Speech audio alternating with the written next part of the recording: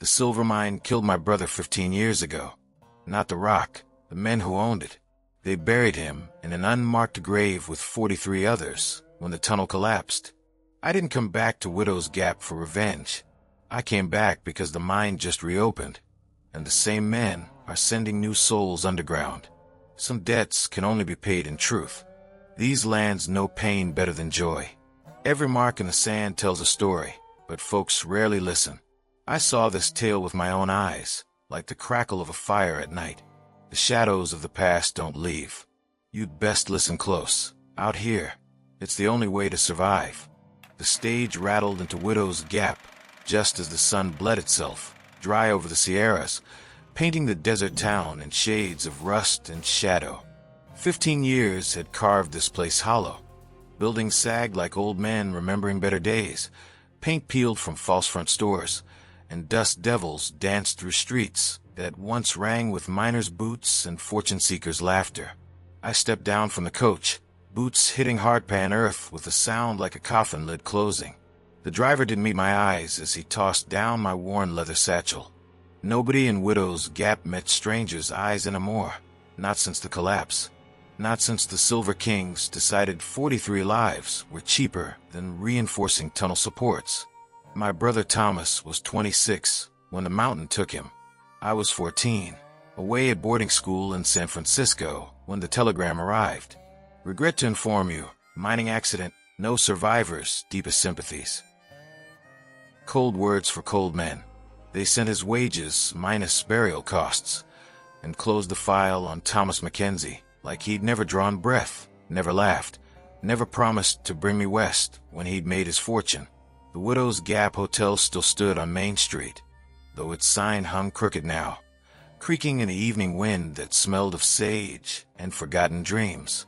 Inside, the lobby was dim, lit by oil lamps that threw dancing shadows across faded wallpaper. An old man dozed behind a registration desk, his weathered face a map of hard years under an unforgiving sun. "Need a room?" I said, my voice rough from 2 days of dust and silence. He startled awake, roomy eyes focusing slowly. "How many nights?" His voice carried the rasp of too many cigarettes, too many disappointments. "Depends." I signed the register with careful strokes, Daniel Mackenzie. Let them see it. Let them remember that name. How long does it take to reopen a mine that killed 43 men? The old man's face went stiff as dried leather.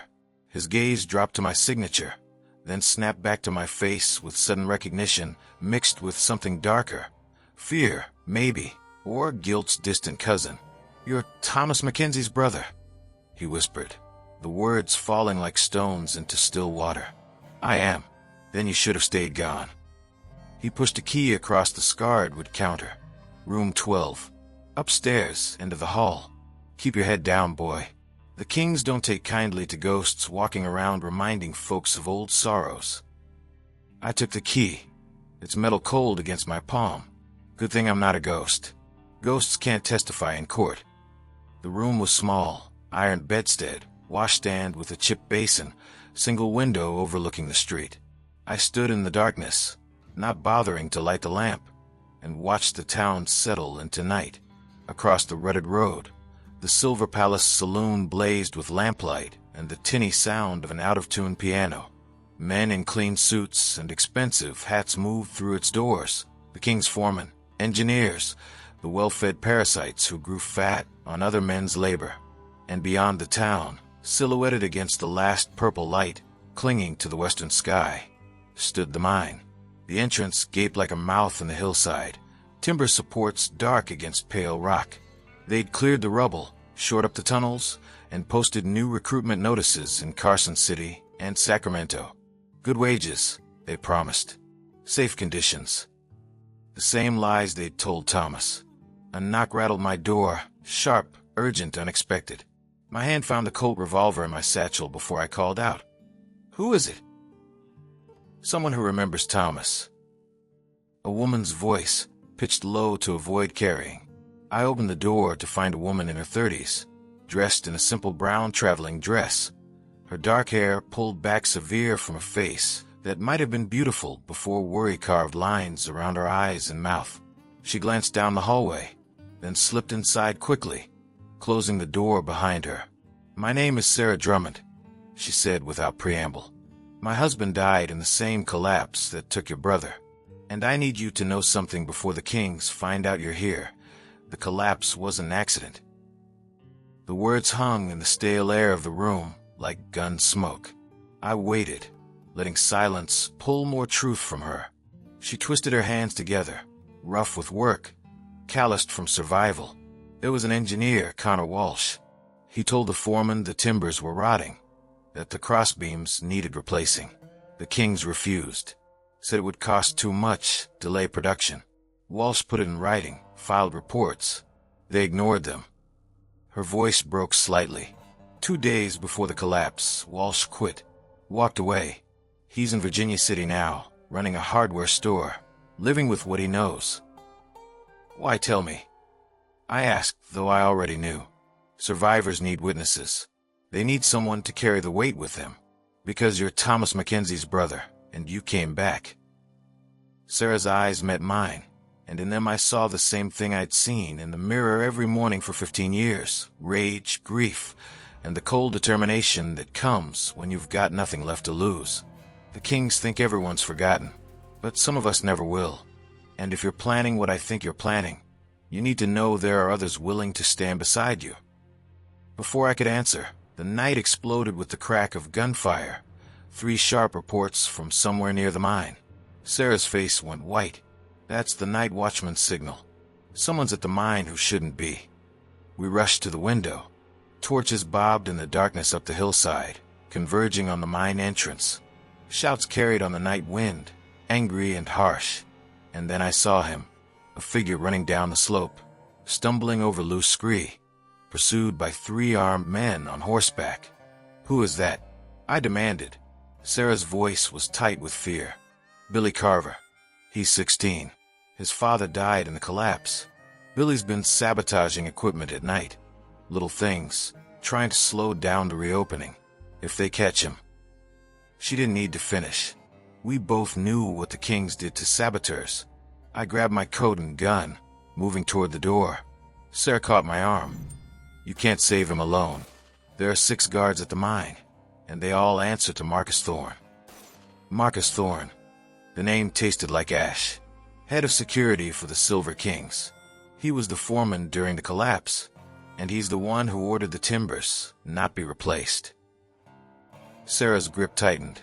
"He knows you're here, Mr. Mackenzie. He's been waiting for someone like you to come back, waiting to make an example." Outside, the shouts grew closer. Hoofbeats pounded up Main Street. Billy Carver burst into view, his young face streaked with dirt and terror, running for his life toward the only sanctuary a town like Widow's Gap offered, the church at the far end of the street. I holstered my revolver and turned to Sarah. "Get to the church. Wake Father Morrison. Tell him to ring the bell, loud enough the whole town hears. Let's see if the Kings still have enough conscience left to kill a boy in front of witnesses." As Sarah ran, I stepped out into the street, positioning myself between the running boy and his pursuers. The lead rider saw me, reined in sharply, his horse rearing. The other 2 flanked him, forming a line that blocked the street like a wall of horseflesh and iron. The lead rider was a big man, bull-necked and thick through the shoulders, with a face like withered granite and eyes that held no more warmth than the silver his employers dug from the earth. Marcus Thorne. Even in the darkness, I recognized him from the inquest photographs. The man who'd sworn under oath that the collapse was an unforeseeable tragedy, an act of God. "Step aside," Thorne said, his voice carrying the flat certainty of a man accustomed to obedience. "No," I replied, simple and final. Behind me, Billy Carver's ragged breathing and stumbling footsteps faded toward the church. The church bell began to toll, once, twice, 3 times, its bronze voice rolling out across the sleeping town like a summons to judgment. Thorne's hand moved to the rifle on his saddle. "I know who you are, Mackenzie. Your brother was a good worker. Shame about what happened, but interfering with company business won't bring him back. It'll just put you in the ground next to him." "My brother's not in the ground," I said, my voice carrying clear in the night air as more lamps lit in windows up and down the street. He's in an unmarked pit with 42 others, because you and the kings decided their lives weren't worth the cost of new timber. The church bell kept ringing. Doors began to open. Widow's Gap was waking, drawn by the bell's insistent voice and the promise of violence in the street. Thorne saw it too, saw his advantage slipping as witnesses emerged from shadows. "This isn't over, Mackenzie," he said, backing his horse. His men followed, but slowly, reluctantly, their rifles still ready. "No," I agreed, watching them retreat into darkness. "It's just beginning." When the riders disappeared, I turned to find half the town gathered in the street. Miners, shopkeepers, widows, children. And in their eyes, I saw what the Silver Kings feared most: memory. These people hadn't forgotten. They'd just been waiting for someone to remind them that forgetting wasn't the same as forgiving. Sarah appeared at my elbow, Billy Carver safe beside her. "What now?" she asked. I looked at the faces surrounding us, haunted, hopeful, hungry for justice long denied. "Now we make sure 43 ghosts finally get to testify." Morning came harsh and unforgiving to Widow's Gap, the sun rising over the Sierras like a judge taking his seat, impartial, relentless, ready to illuminate everything hidden in darkness. I stood in Father Morrison's small office behind the church, surrounded by Sarah Drummond, Billy Carver, and 6 others who'd gathered at dawn, the Remembering Committee. We called ourselves with dark humor, though there was nothing funny about the work ahead. Father Morrison was a thin man in his 50s, his priest's collar stark against sun-darkened skin. He'd performed the memorial service for the collapse victims, 43 names read aloud while the Silver King's lawyers ensured no admission of liability stained the proceedings. Now he spread a map across his desk, the survey of the mine tunnels, yellowed with age and annotated in his careful handwriting. "I kept this," he said quietly, his finger tracing the tunnels that snaked through the mountain like veins of greed. The official investigation claimed collapse was due to unstable geology, an unprecedented shifting of rock strata. But look here. He tapped a section marked in red ink. Walsh's engineering reports documented structural weaknesses in these exact support columns. He predicted failure within 6 months. The collapse happened in 5. Sarah leaned forward, her face tight with old anger. "Where are Walsh's original reports now?" "Filed with the Territorial Mining Commission in Carson City," Morrison replied. But conveniently, the copies submitted to the inquest went missing. The King's lawyer claimed Walsh never put his concerns in writing, that he was merely being overly cautious verbally. "He's lying," a gruff voice interrupted. We turned to see an older man in the doorway, his weathered face half hidden beneath a battered hat. "Name's Garrett Cole. I was shift foreman under Thorne back then. Walsh showed me those reports himself, begged me to take them to the owners. I did. They laughed me out of the office, said reinforcement would cost $15,000 and delay operations by 3 weeks. The room fell silent. Cole's testimony was exactly what we needed. An insider willing to break the wall of silence the Kings had built around their culpability. "Why didn't you speak up at the inquest?" I asked, though I could guess the answer. Cole's jaw tightened. Thorne made it clear what would happen to anyone who contradicted the company line. My wife was sick, needed medicine we couldn't afford. He offered $500 to keep quiet. He looked down at his calloused hands. I took it. She died anyway, 6 months later, and I've been living in hell ever since. Billy Carver, who'd been silent until now, spoke up. "My father wrote me a letter before the collapse. I was only a baby, but my mother kept it. He said the men were scared, that the mountain was groaning like an angry god, that Thorne kept pushing them deeper despite the warning signs." His voice cracked. He said if anything happened, it wasn't God's will, it was greed. I exchanged glances with Sarah. We had testimony, we had documentation, we had witnesses. But the Silver Kings owned the territorial judge, the local sheriff, and most of the politicians in Carson City. Taking them down would require more than evidence. It would require breaking their grip on power itself. "There's something else you should know," Morrison said, his voice dropping lower. The mine reopening isn't just about silver. The Kings have been buying up land surrounding Widow's Gap, ranches, farms, water rights. They're planning to expand operations tenfold. This town will either become their company town, with every business and every person dependent on them, or it'll dry up and blow away. And anyone who opposes them will be driven out, Sarah added bitterly. Or worse. The door burst open. A young woman rushed in, her face flushed with alarm. Mr. Mackenzie, there's a man at the hotel asking for you. Expensive suit, fancy horse. Says he represents the Silver Kings and wants to discuss your intentions in Widow's Gap. I stood, checking the Colt at my hip. Name, Silas Blackwood. He's their lawyer from San Francisco. The name meant something to Morrison. His face went pale. Blackwood's the one who made Walsh's reports disappear. He's also known for making people disappear. Be careful, Daniel. I headed for the door, but Sarah blocked my path. Don't go alone. That's what they want, to isolate you, intimidate you. She's right, Cole said, standing. I'll go with you. It's time I started paying back what I owe. We walked together down Main Street, the morning sun already baking the dust into the air. Widow's Gap watched from windows and doorways, the town holding its breath. At the hotel, a man waited on the front porch, tall, silver-haired, with the kind of polished appearance that came from never having worked a day with his hands. His suit probably cost more than most miners made in a year. Mr. Mackenzie, Silas Blackwood said, his voice smooth as oiled leather. I've heard you've been asking questions about an unfortunate incident from 15 years ago. As legal counsel for the Sierra Silver Mining Company, I wanted to offer you some perspective. I don't need perspective, I replied. I need answers. Blackwood smiled, but it didn't reach his eyes. The mining business is dangerous, Mr. Mackenzie. Accidents happen. The company paid all death benefits as required by law, conducted a thorough investigation, and implemented new safety measures. Your brother's death was tragic, but dredging up old grief serves no purpose. Except justice. Justice. Blackwood tasted the word like sour wine. Justice was served 15 years ago when an independent inquest found no wrongdoing. But if you're determined to pursue this futile crusade, I should warn you. The company has resources you can't imagine. Legal resources.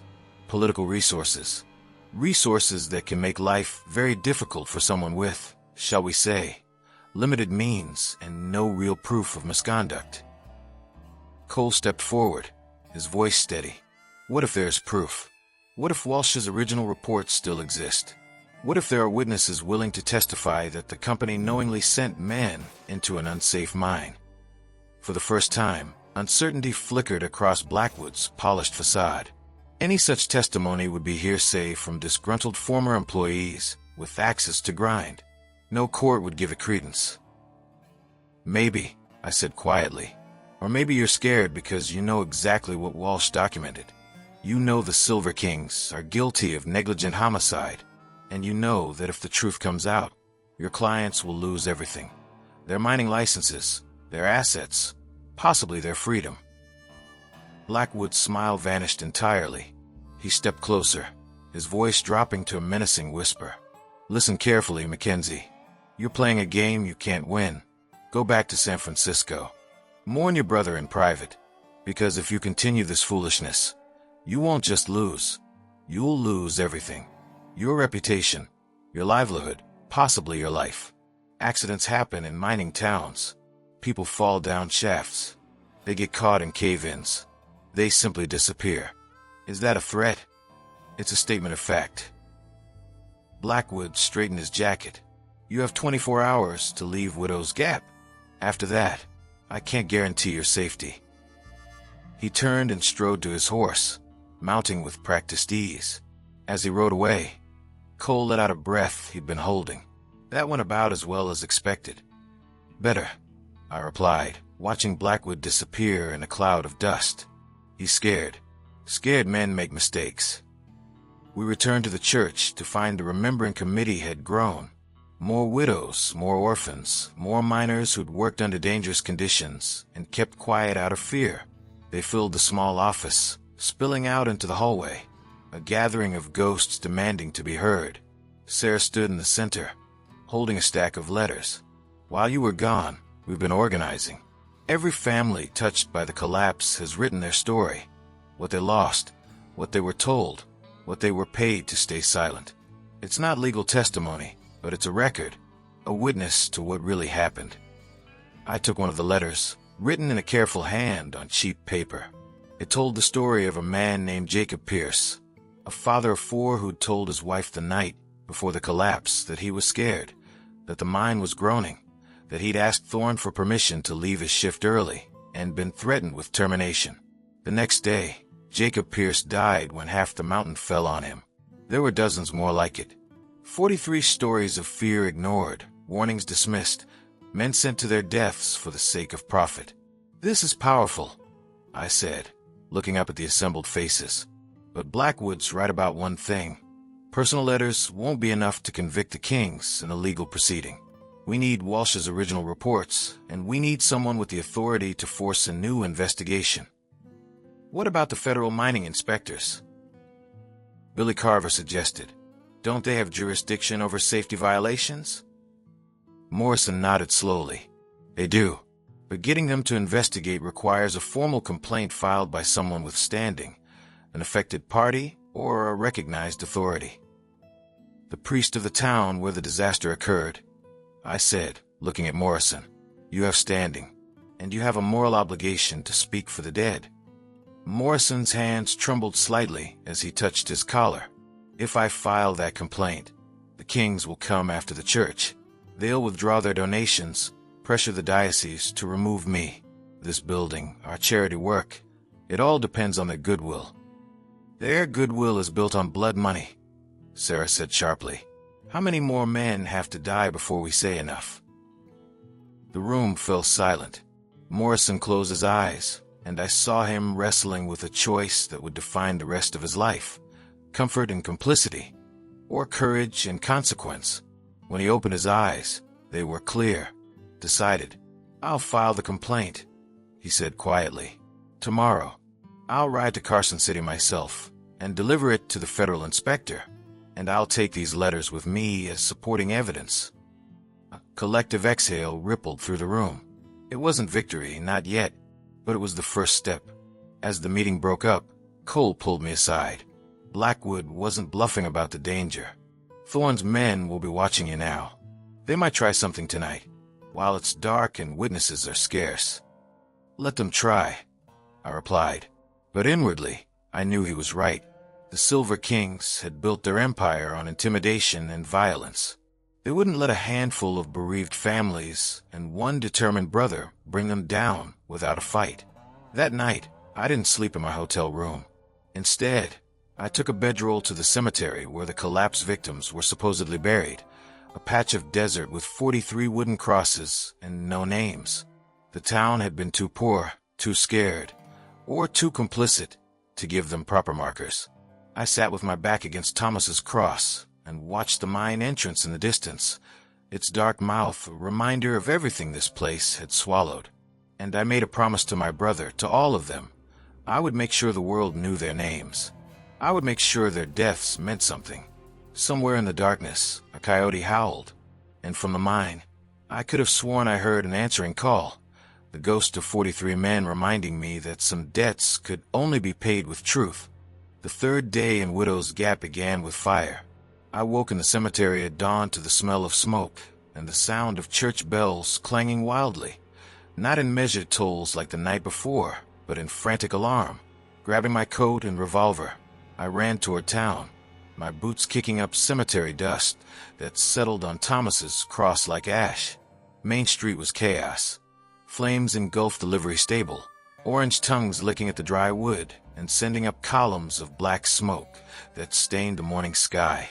Men and women formed bucket lines from the town well, fighting desperately to keep the fire from spreading to adjacent buildings. Horses screamed inside the burning structure, and several miners risked their lives running in to free them. Sarah found me in the confusion, her face streaked with soot. "It was deliberate," she said urgently. "Someone broke the padlock on the stable doors and spread lamp oil across the hay. Billy Carver's mother saw 3 riders leave just before dawn, Thorne's men. Anyone hurt?" "Not yet, but that's not the worst of it." She grabbed my arm, steering me away from the bucket line toward the church. "Come with me." Father Morrison's office had been ransacked. Every drawer pulled open, papers scattered across the floor, the map of the mine tunnels torn in half, the letters we collected. All 43 personal testimonies were gone. Morrison sat in the corner, holding a cloth to a bleeding cut above his eye. "They came in the night," he said, his voice shaking with rage more than fear. 3 of them wore masks, but I recognized Thorne's voice. They wanted the letters and the complaint I was planning to file. When I refused to tell them where I'd hidden everything, He gestured at the destroyed office. "Where are the documents?" I asked. A grim smile crossed Morrison's battered face. "Safe. I gave them to Garrett Cole yesterday afternoon. Asked him to ride them to Carson City immediately. He should be presenting them to the federal mining inspector right now." Relief and dread warred in my chest. Cole had the evidence, but he was also one man on a long road with Thorne's men, now fully alert to our plans. "There's more," Sarah added. "This morning, the Silver Kings posted a notice at the mine entrance. They're offering a reward of $500 to anyone who provides information leading to the arrest of saboteurs and agitators threatening their operations. They named you specifically, Daniel, and Billy Carver, and anyone associated with what they're calling false allegations against the company." Before I could respond, a commotion outside drew us to the window. A contingent of armed men rode into town, at least a dozen, all carrying rifles, led by Marcus Thorne on a massive black stallion. They weren't the mine's regular security guards. These were hardened gunmen, the kind you hired when you wanted to send a message written in lead. Thorne reined in at the center of town, his voice carrying across the smoke-filled street. "Attention, citizens of Widow's Gap. As of this morning, martial law has been declared within the boundaries of the Sierra Silver Mining Company's property claims, which includes this town. Anyone found engaging in sabotage, vandalism, or spreading seditious lies about the company will be arrested and prosecuted to the fullest extent of territorial law." "This is insane," someone shouted from the bucket line. "You can't declare martial law. You're not the government." Thorne's smile was cold. "The company has been granted emergency powers by the territorial governor to protect our assets and employees. We have legal authority to maintain order. Now, I'm looking for Daniel Mackenzie and William Carver. They're wanted for questioning regarding last night's arson. Anyone harboring them will be charged as accessories." I stepped out of the church before Sarah could stop me. Every head turned as I walked down the church steps toward Thorne and his armed men. The bucket lines fell silent. Smoke drifted between us like the ghosts of 43 miners watching to see what would happen next. "I'm Daniel Mackenzie," I said clearly, "and I didn't set that fire. Your men did." Thorne's eyes narrowed. "That's a serious accusation. Do you have proof? Do you have proof I did it? Or are you just looking for an excuse to silence anyone asking questions about how my brother died?" A murmur rippled through the crowd. Thorne's hand moved to the rifle across his saddle, but he was too smart to shoot me in front of half the town in daylight. Instead, he played his next card. "I have a warrant for your arrest, signed by Judge Hardesty in Silver Springs, charging you with criminal trespass, incitement to riot, and conspiracy to damage company property. You'll come with us peacefully, or my men will use necessary force." "Your warrant is worthless," Father Morrison called out, emerging from the church despite his injuries. "Judge Hardesty is on the Silver King's payroll. Everyone knows it." "Be careful, Father," Thorne warned. "Interfering with lawful arrest is also a crime." That's when things turned dangerous. Billy Carver, who I told to stay hidden, suddenly appeared on a rooftop across the street, holding his father's old hunting rifle. "Let him go, Thorne. We know what you did. We know you killed our fathers." Thorne's men immediately trained their weapons on the boy. Time seemed to freeze. One wrong move, one nervous trigger finger, and this would become a bloodbath. "Billy, no," Sarah screamed. I held up my hands, keeping my voice steady. "Billy, put down the rifle. This isn't the way. They're going to kill you," the boy shouted, tears streaming down his soot-stained face, "just like they killed all of them." "Maybe," I replied calmly, "but not today. Not in front of all these witnesses. Put down the gun, Billy. Trust me." For an agonizing moment, the boy didn't move. Then slowly, his hands shaking, he lowered the rifle and set it on the roof. Thorne's men didn't lower theirs. "Smart choice," Thorne said. "Now, Mackenzie, you're coming with us. The rest of you, get back to fighting that fire before the whole town burns. And remember, anyone who helps these agitators will answer to company justice." He gestured to two of his men, who dismounted and moved toward me with iron shackles. I didn't resist as they clamped the cold metal around my wrists, but as they led me toward a horse, I called out to the assembled townsfolk. "Garrett Cole is in Carson City right now, delivering evidence to federal inspectors. The truth about the collapse is coming out, whether the Kings like it or not. Don't let them scare you into silence." Thorne backhanded me across the face, splitting my lip. "Shut your mouth." As they threw me onto a horse and the riders formed up around me, I caught Sarah's eye. She nodded once, a promise that she'd keep the resistance alive, that she wouldn't let my arrest stop what we'd started. The ride to the mine took 20 minutes. I expected them to take me to whatever served as the company's jail, but instead, they headed straight for the mine entrance, the same dark mouth that had swallowed my brother. Thorne dismounted, dragging me off the horse with rough hands. "You want to know what happened 15 years ago, Mackenzie? Let me show you." They forced me into the mine, past the new timber supports they'd erected for the reopening. The deeper we went, the colder and darker it became, lamplight barely penetrating the oppressive blackness.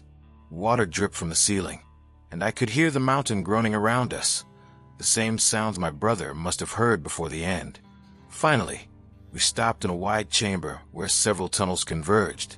Thorne held up a lantern, illuminating the rock walls, and there, carved into the stone, were names, dozens of them, the miners who'd died in the collapse, memorialized by those who'd survived.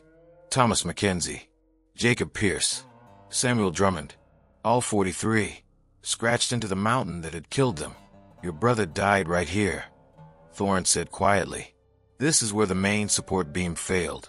The ceiling came down so fast, most of them didn't even have time to scream. Some were crushed instantly. Others," he paused, "others suffocated slowly in the darkness, calling for help that never came." My throat tightened, but I refused to look away from the names. This was why I'd come back, not for revenge, but for this, to bear witness, to remember, to ensure they weren't forgotten. "Why are you showing me this?" I managed to ask. Thorne's expression was unreadable in the lamplight. "Because I want you to understand something, Mackenzie. I was here when it happened. I heard them dying. I helped dig out the bodies, what we could find of them. And yes, I knew the supports were failing. I reported it to the owners, just like Walsh did, and they told me the same thing they told him. Keep the men working, we'll fix it later." I stared at him, stunned. "Then why are you protecting them? Why haven't you testified to what you know?" "Because I have a wife and 3 children who need to eat," Thorne said flatly. "Because the Silver Kings own this territory, and crossing them means losing everything. Because I'm a coward who chose survival over honor. Is that what you wanted to hear?" "It's a start." Thorne laughed bitterly. "You think your little investigation will change anything? Even if Cole reaches the federal inspectors, even if they order a new inquiry, the Kings will delay, appeal, bribe, and obstruct until everyone gives up or dies of old age. That's how power works out here. The truth doesn't matter. Only money matters." "Maybe," I replied, "but I'd rather die trying to change that than live knowing I didn't." Something shifted in Thorne's face. Respect, perhaps, or recognition of something he'd lost long ago. He turned away, walking back toward the tunnel entrance.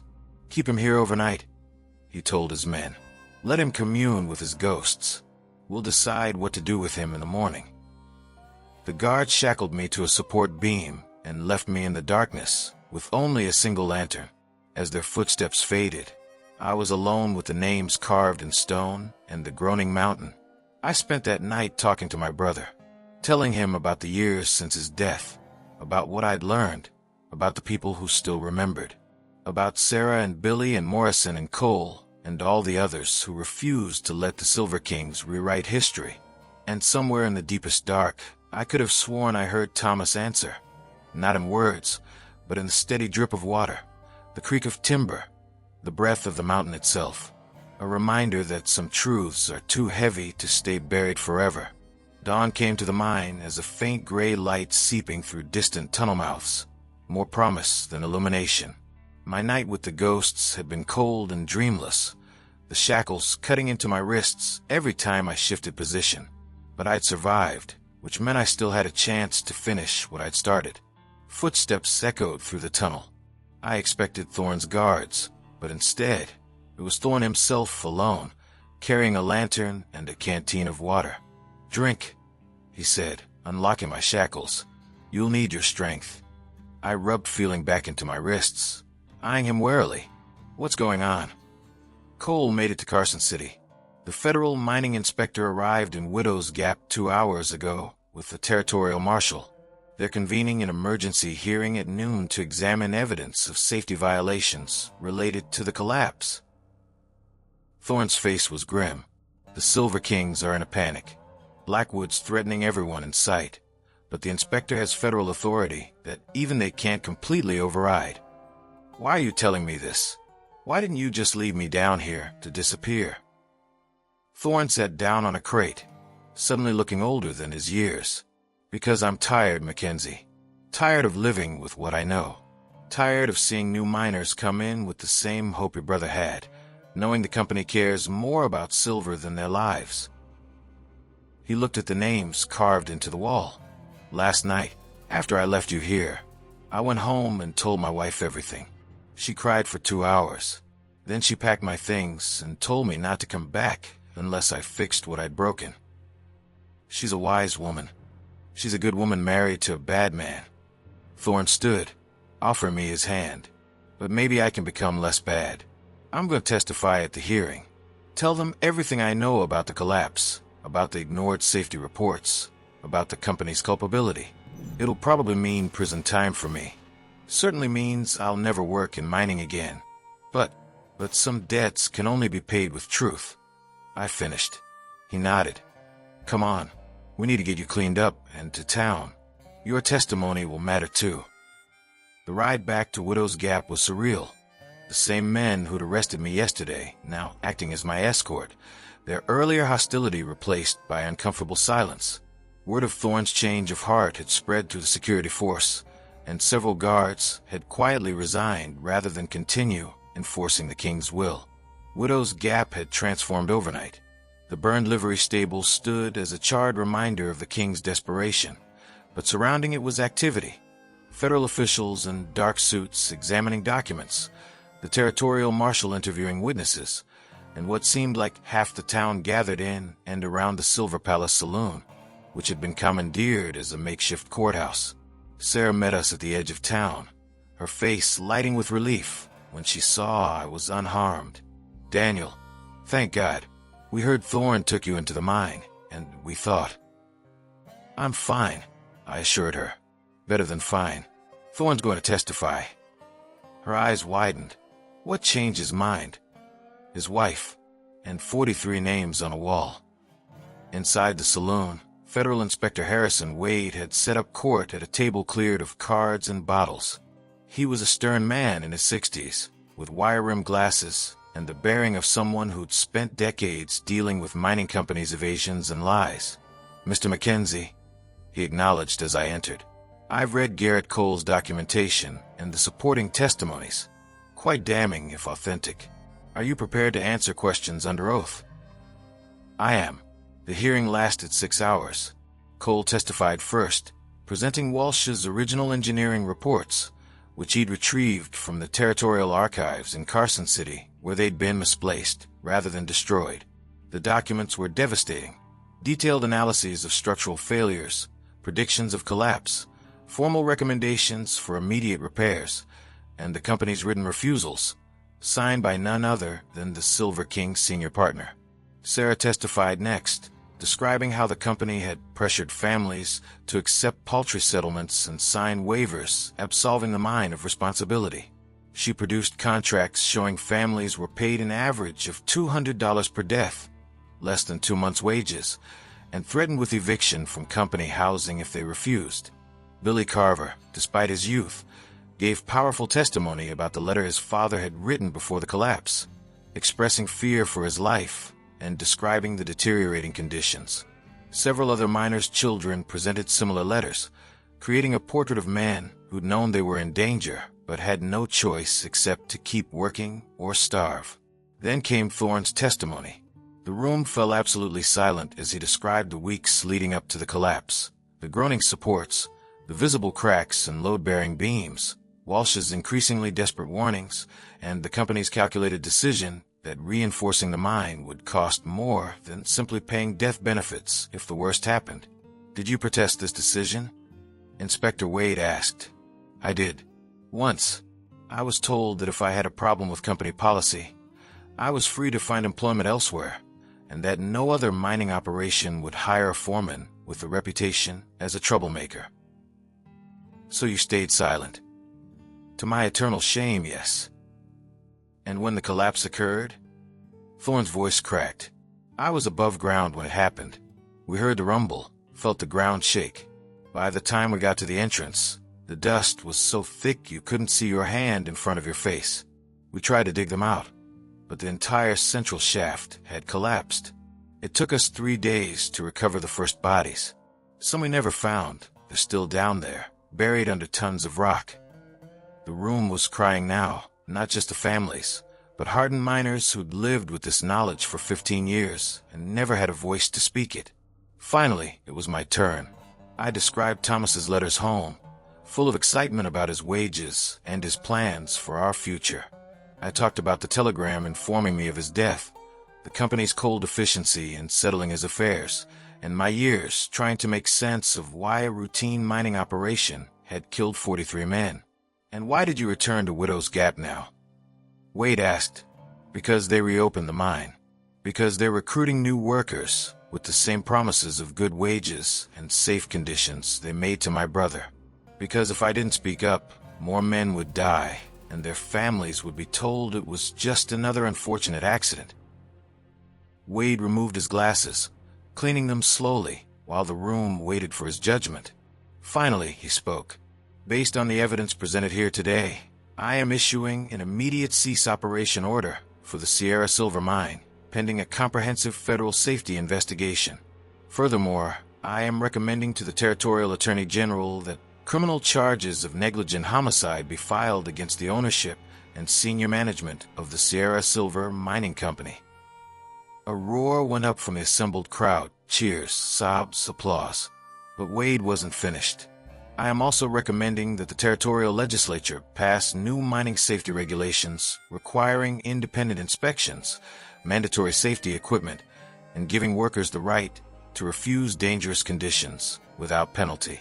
What happened here 15 years ago was not an act of God. It was an act of greed, and it will not be allowed to happen again." As the hearing adjourned, Sarah threw her arms around me. Billy Carver was being hugged by half the town. Morrison stood with tears streaming down his face, offering prayers of thanksgiving. Even Garrett Cole, who'd lived 15 years with guilt, seemed lighter, unburdened. But outside the saloon, trouble was brewing. Silas Blackwood had arrived with reinforcements. Not miners or security guards, but hired guns, professional killers brought in from as far as Denver and Kansas City.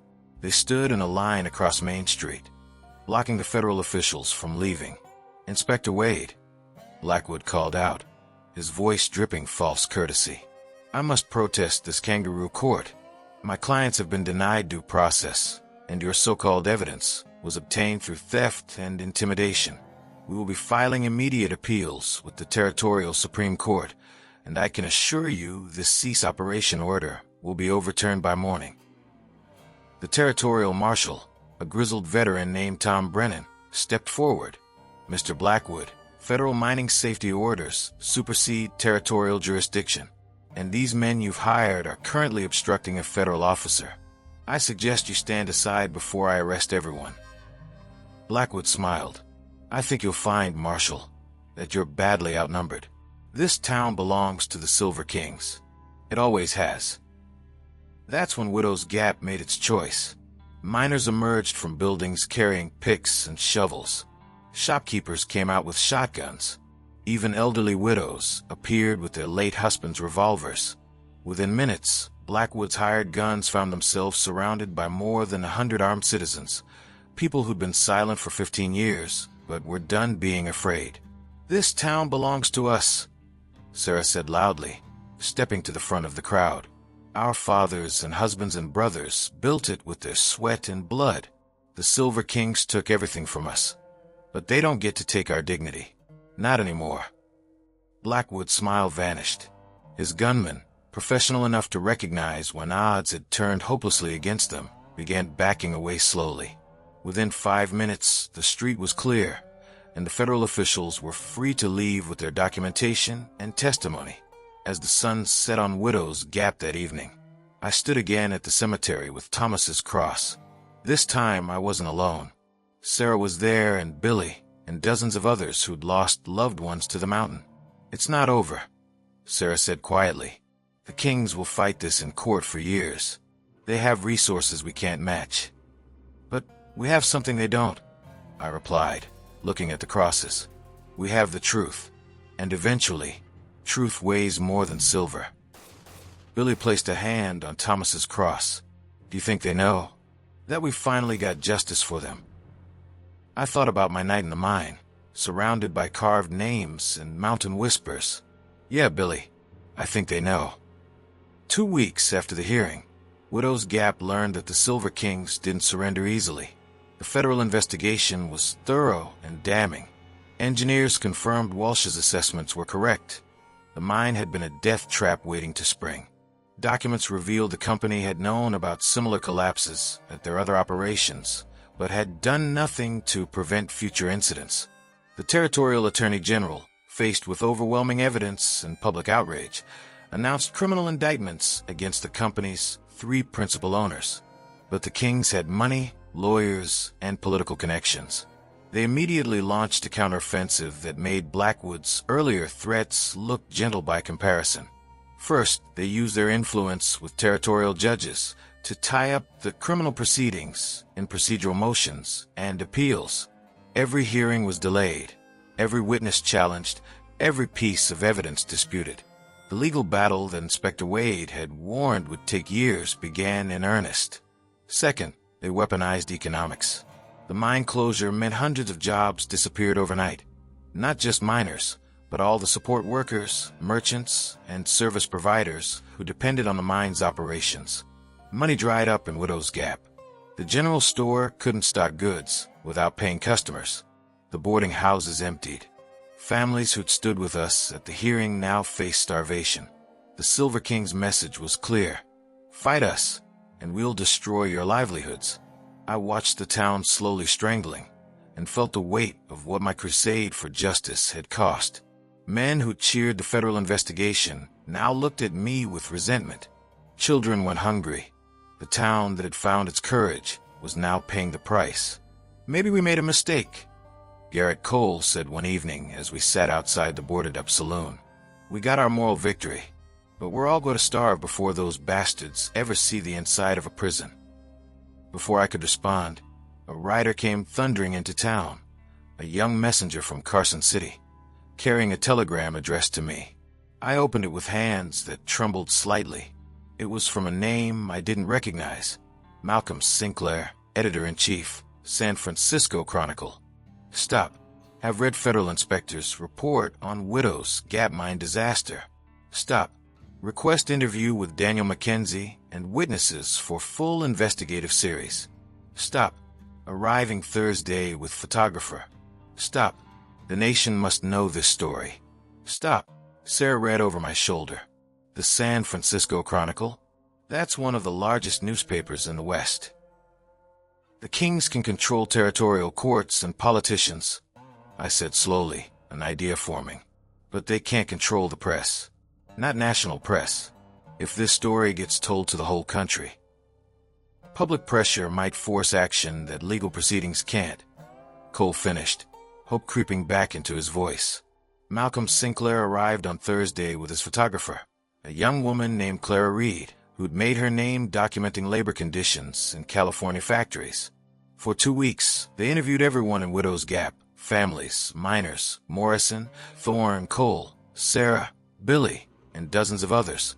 Clara photographed the crosses in the cemetery, the boarded-up town, the closed mine entrance, and most powerfully, a gathering of widows and orphans holding photographs of the men they'd lost. When Sinclair left, he made us a promise. The Chronicle has a circulation of over 300,000. This story will appear on the front page, and I'll make sure other newspapers across the country pick it up. The Silver Kings can silence Widow's Gap, but they can't silence the nation. 6 weeks later, the series ran. Blood Silver. How 3 wealthy men killed 43 miners and got away with it. The articles were devastating. Sinclair laid out the entire story. The ignored safety warnings, the company's calculated decision-making, the cover-up, the intimidation of witnesses, and the ongoing legal obstruction. He named names, published documents, and most effectively, told the human stories of the 43 dead miners and the families they'd left behind. Clara's photographs accompanied each article. Thomas's cross bearing his name, Sarah holding her late husband's last letter, Billy standing at the mine entrance where his father had died, the carved names inside the tunnel. The reaction was immediate and explosive. The San Francisco mining unions called for nationwide strikes against any company that failed to maintain safety standards. The territorial governor, facing public fury and questions about his relationship with the Silver Kings, suddenly discovered a commitment to worker safety. Federal senators introduced legislation mandating mining inspections and holding company owners personally liable for worker deaths. And most satisfyingly, the Silver Kings' other business interests began to crumble. Banks that had financed their operations faced depositor boycotts. Investors withdrew funding. Merchants refused to do business with them. Within 3 months, the Sierra Silver Mining Company declared bankruptcy. The 3 owners, rather than face criminal trial, accepted a plea arrangement: forfeit all mining assets, pay $100,000 in restitution to the victims' families, and accept lifetime bans from the mining industry. It wasn't perfect justice. None of them went to prison, and no amount of money could bring back 43 lives. But it was something. The men who'd valued silver above human life lost everything they'd built on that blood silver. For Widow's Gap, the question became, what happens to a mining town when the mine is gone? The answer came from an unexpected source. A Colorado mining consortium, pressured by union demands to demonstrate their commitment to worker safety, purchased the mine from federal receivership with a plan to reopen it, but only after completely rebuilding it to modern standards. More importantly, they offered something revolutionary: profit sharing with workers, independent safety inspections, and representation on the company board for miners' families. Sarah was chosen as one of the first worker representatives. Garrett Cole, his reputation rehabilitated by his testimony, was hired as safety chief with complete authority to shut down operations if conditions became dangerous. Several Widow's Gap miners, including some who'd lost fathers in the collapse, were hired at guaranteed salaries. The reopening took over a year. When it finally happened, Father Morrison blessed the new entrance, which bore a bronze plaque listing all 43 names from the original collapse, with an inscription: "Let these names remind us that no fortune is worth a human life." I attended the ceremony, but I didn't stay in Widow's Gap. My purpose there was finished. Thomas's death had meaning now, not because of revenge or legal victory, but because it had sparked change. Other mines were already implementing new safety standards. Other workers were demanding better protections. Other families would be spared what we'd endured. On my last morning in town, Billy Carver, found me packing at the hotel. "You really leaving?" he asked. "This is your town now, Billy. Yours and Sarah's and all the others who'll build something better here. My fight is finished." "Where will you go?" I thought about that. I'd spent 15 years fixated on one place, one tragedy, one quest for justice. Now that it was done, the world felt surprisingly open. "I don't know," I admitted. "Wherever there's a fight worth fighting, I suppose. Wherever people need someone to remind them that truth matters more than power." Billy handed me something, a small leather journal. "Sarah said you should have this. It's a collection of thank you letters from all the families, so you remember that what you did mattered." I accepted it, throat tight with emotion. "Take care of this town, Billy. Make your father proud." "We will, Mr. Mackenzie. We will." As the stage carried me out of Widow's Gap for the last time, I looked back at the cemetery on the hill, at Thomas's cross, standing with 42 others. The sun was setting, painting them in gold and shadow. I'd come back for truth. I'd found it. And in finding it, I discovered something else. Justice isn't a moment, it's a process. It's slow, messy, often unsatisfying. But it's worth fighting for anyway. Because 43 men died in darkness, but their names would be remembered in light. 10 years later, I returned to Widow's Gap. I'd spent a decade traveling, documenting labor abuses in Chicago factories, investigating timber company corruption in Oregon, standing with railroad workers, striking for fair wages in Kansas. The crusade that began with Thomas's death had become my life's work, giving voice to those crushed beneath the machinery of industrial greed. But I'd never stopped thinking about the town where it all started. Widow's Gap had transformed. The reopened mine operated with safety standards that became a model for the entire industry. The town itself had grown, new houses, a proper school, even a small hospital.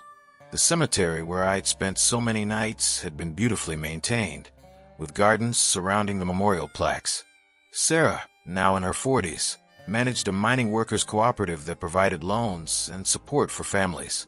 She'd marry a miner named Robert Chin, and together they'd built a life centered on community service.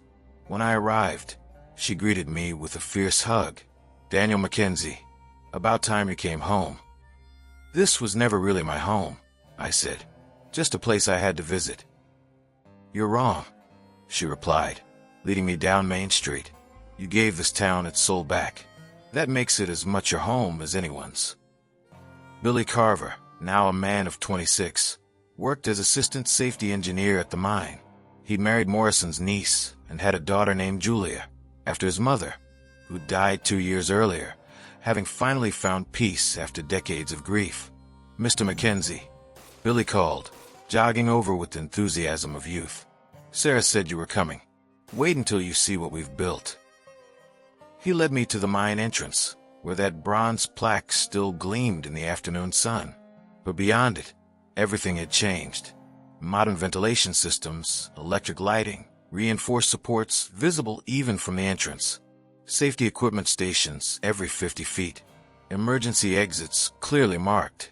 "We haven't had a single fatality in 10 years, Billy said with quiet pride. "Not one. Because we learned what happens when you value profit over people."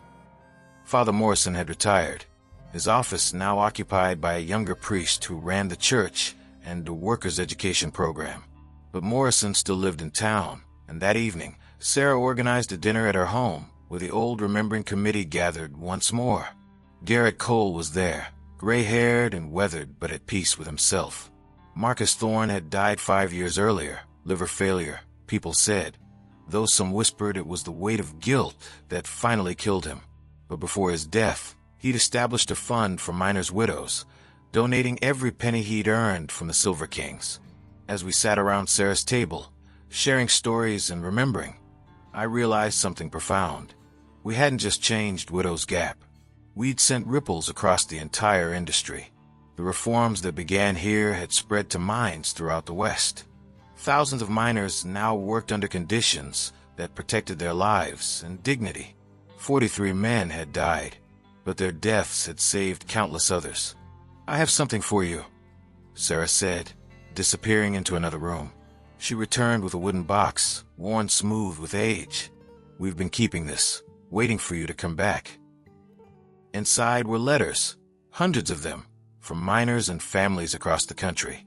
Letters thanking us for our fight, telling us how the changes we'd sparked had transformed their lives, saved their fathers and brothers and sons. One letter stood out, written in careful script on expensive paper. "Dear Mr. Mackenzie, you don't know me, but my brother works in a silver mine in Nevada. Last month, he reported a dangerous condition to his supervisor, who immediately shut down that section for repairs. My brother told me that 10 years ago, they would have been forced to keep working until someone died. The supervisor said they have new rules now, rules that came from something that happened in a town called Widow's Gap. I wanted you to know that because you fought for your brother, mine gets to come home safe every night. Some debts can only be paid with truth, but some truths pay dividends forever. With deepest gratitude, Margaret Chen." I had to set the letter down, my hands shaking. This was what justice looked like, not courtroom verdicts or prison sentences, but lives saved, families kept whole, a system slowly bending toward decency. That night, I walked alone to the cemetery. Thomas's cross was no longer alone. Morrison had commissioned a sculptor to create a memorial wall bearing all 43 names in bronze, with space for flowers and small mementos left by those who still remembered. I sat down, my back against the cool metal, and spoke to my brother one last time. "I don't know if you can hear me, Thomas. I've never been sure about such things, but I came back to tell you that it's finished. Not perfectly, nothing ever is, but the men who killed you lost everything. The mine is safe now. Other mines are safer because of what happened here. Your death wasn't meaningless. It sparked something that grew larger than any of us could have imagined." The wind moved through the cemetery, carrying the scent of sage and desert flowers. In the distance, I could hear the mine's evening whistle, the sound of workers heading home to families who wouldn't have to fear that they'd never return. "I've spent 15 years carrying you with me," I continued. "Your memory, your story, your unfinished dreams. And I think I'm finally ready to let you rest. Not to forget never that, but to let the weight of it settle. To move forward knowing that what we built here matters." As I stood to leave, I noticed something new had been added to the memorial, a bronze book, open to a page that read, "In memory of the 43 miners who died June 14th, 1868, in the Sierra Silver Mine collapse, and in gratitude to those who ensured their deaths brought change, Daniel Mackenzie, Sarah Drummond, Father Morrison, Garrett Cole, Marcus Thorne, Billy Carver, and all the citizens of Widow's Gap who chose truth over silence. Some debts can only be paid with truth. This debt has been paid in full." I traced my brother's name on the wall one last time, then turned away from the past and walked back toward town, toward the lights, the living, the future that 43 dead men had purchased with their lives, and we had fought to make meaningful. The silver mine killed my brother 15 years ago, but in dying, he'd helped build something that would outlast all of us. The simple, revolutionary idea that every worker deserves to go home safe at night, and that profit should never cost more than a human life. Some debts can only be paid with truth. This one finally was. See you around, my friend. I've got another story for you.